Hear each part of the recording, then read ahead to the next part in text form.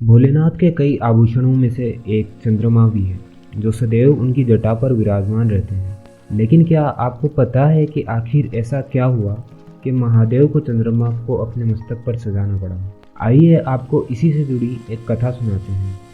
इससे पहले अगर आप महादेव के भक्त हैं तो इस चैनल को अवश्य सब्सक्राइब कर लें। वैसे ना भी करें तो इससे आपकी भक्ति कम नहीं होगी। पौराणिक ग्रंथों की माने तो महादेव के चंद्रमा को धारण करने के विभिन्न उल्लेख मिलते हैं। इस वीडियो में आपको दो ऐसी घटनाओं के बारे में बताऊंगा जिसकी मान्यता सबसे अधिक है। भगवान शिव के चंद्रमा को धारण करने को समुद्र मंथन की घटना से जोड़ा जाता है। शिव पुराण के अनुसार समुद्र मंथन से निकलने वाले विष का पान करने के बाद पार्वती ने भोलेनाथ और सृष्टि की रक्षा करने के लिए विष को महादेव के गले में ही रोक दिया था। समुद्र मंथन से निकलने वाला विष इतना घातक था कि वह पूरी सृष्टि का विनाश कर सकता था, लेकिन महादेव ने इसे पी लिया, परंतु इससे उन्हें अत्यधिक पीड़ा का सामना करना पड़ा। शिव का शरीर गर्म होने लगा था। उन्हें शीतल करने के लिए देवताओं ने शिवलिंग पर जल अर्पण भी किया, परंतु शायद यह काफ़ी नहीं था। कुछ सोच विचार करने के बाद सभी देवताओं और चंद्रदेव ने महादेव से अपने मस्तक पर चंद्रमा को धारण करने के लिए प्रार्थना की। चंद्रमा शीतलता प्रदान करने वाले देव हैं। उनके प्रभाव से पूरी सृष्टि को शीतलता मिलती है।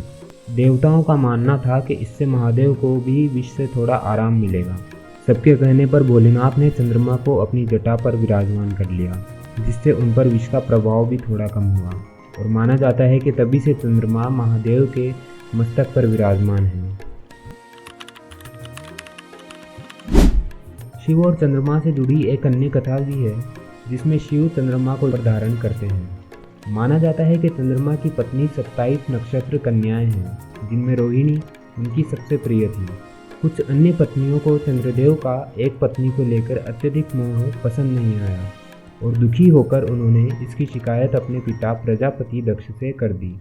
प्रजापति दक्ष ने चंद्रमा को इस व्यवहार के लिए क्षय रोग से ग्रस्त रहने का श्राप दिया, जिसकी वजह से चंद्रमा की कलाएं क्षीण होने लगीं। चंद्रमा की हालत देखकर नारद मुनि ने उन्हें सुझाव दिया कि वह भगवान शिव की आराधना करें। नारद मुनि के कहने पर चंद्रमा ने भोलेनाथ की आराधना शुरू कर दी और जल्द ही उन्हें प्रसन्न भी कर लिया। शिव ने चंद्रमा पर अपनी कृपा दिखाई और उन्हें रोग मुक्त कर दिया, जिसके बाद चंद्रमा पूर्णमासी पर अपने पूर्ण रूप में प्रकट हुए। चंद्रमा ने भगवान शिव का आभार व्यक्त करते हुए कहा कि प्रभु, आपने मेरी पीड़ा हर ली। मैं आपसे एक अन्य चीज़ मांगना चाहता हूँ। मेरी आपसे विनती है कि आप मुझे अपने आभूषण के रूप में स्वीकार करें, ताकि मैं हमेशा आपके करीब रहूं और आपको शीतलता प्रदान करता रहूं। चंद्रमा के निवेदन के बाद शिव ने अपनी जटा पर चंद्रमा को धारण कर लिया और तभी से चंद्रदेव उनके आभूषण की तरह उन पर सुसज्जित रहते हैं। तो भक्तों, यह थी भगवान शिव के चंद्रमा को धारण करने की कथा।